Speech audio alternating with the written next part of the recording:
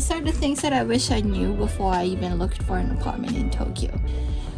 When I first came to Tokyo, I never really knew what I am looking for in an apartment.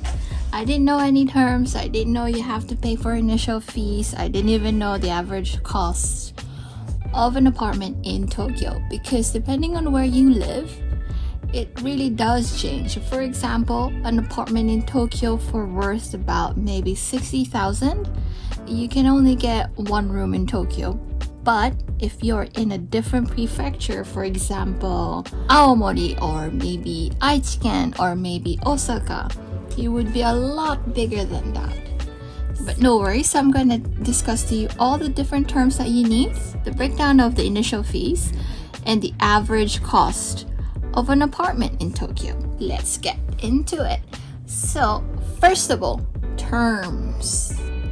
There are a few different terms that you should know before even looking for an apartment. So first and foremost, shikikin is deposit money. This is to cover any damages that you may have. So when you move out, you refund this amount. And of course, if there is no damages, you get full of the shikikin that you've already paid. Or if there is damages that they have seen, it varies on how much damages that you've done in the apartment. So I suggest you take care of your apartment 100%. Second is daking. This means key money. The key word here is day. Day means bowing. In this case, daking here means expression of gratitude to your landlord, and this is non-refundable. And the third one is chukai tesuryo.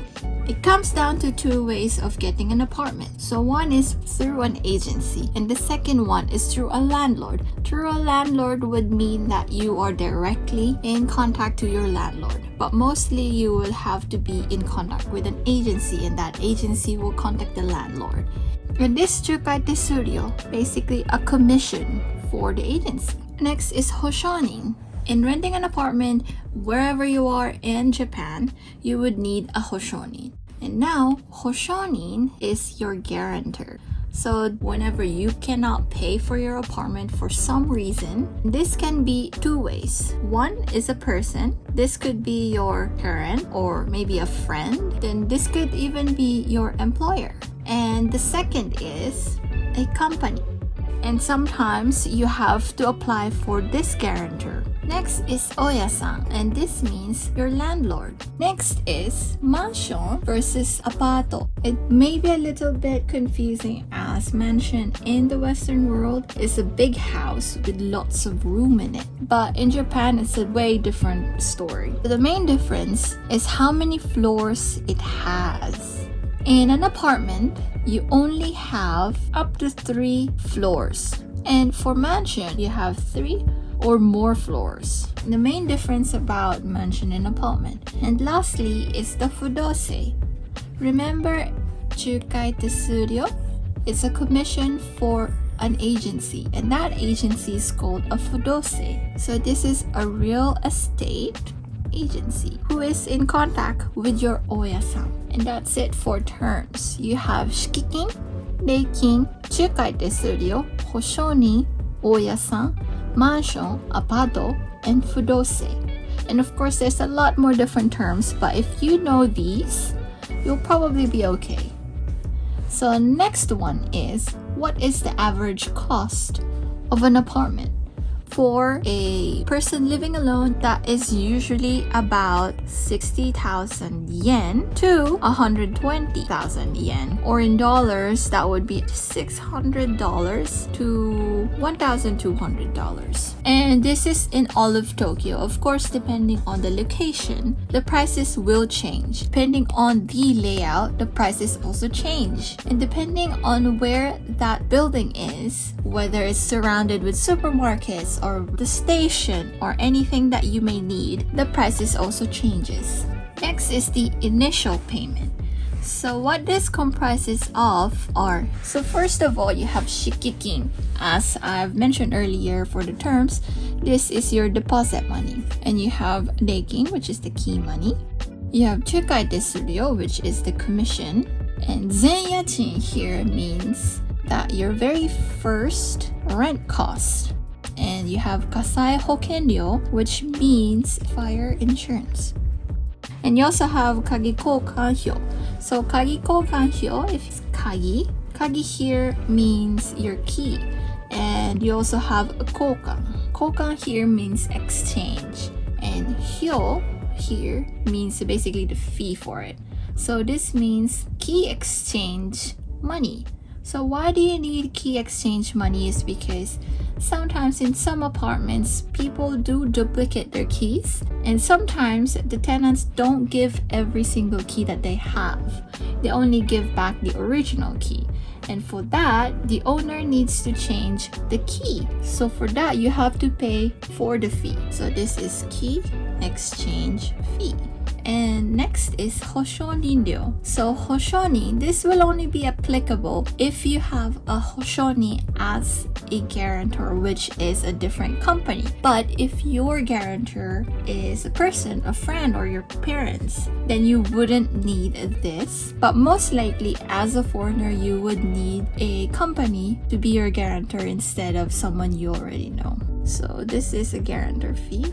And lastly is the maintenance ryo. So this is a maintenance fee. So to put it into perspective, if your apartment costs about 80,000, how much would your first payment be? So shikikin is usually about 1 month's rent. So that is 80,000. You also have reikin, the key money, which is about 1 month's pay. So that's 80,000. And then chukai tesuryo is about 1.5 of how much the rent is. So let's round it up to 120 because it's much easier for us if we round it up. We expect it to be more and actually get less. So next one is zenyachin, or your first rent. So of course that is 80,000 yen. And then you have kasai hoken. Kasai hoken is about 10,000 yen. And you have a key exchange fee. That is about 15,000 yen. And you also have your hoshonin, which is about 10,000 yen. And your maintenance ryo, which is about 12,000 yen. And in total,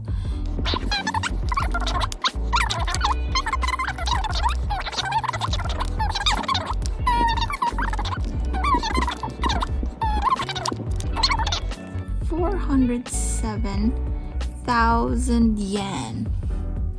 So if you divide this by your actual rent per month, which is 80,000, you're paying about 5 times. So just, keep that in mind.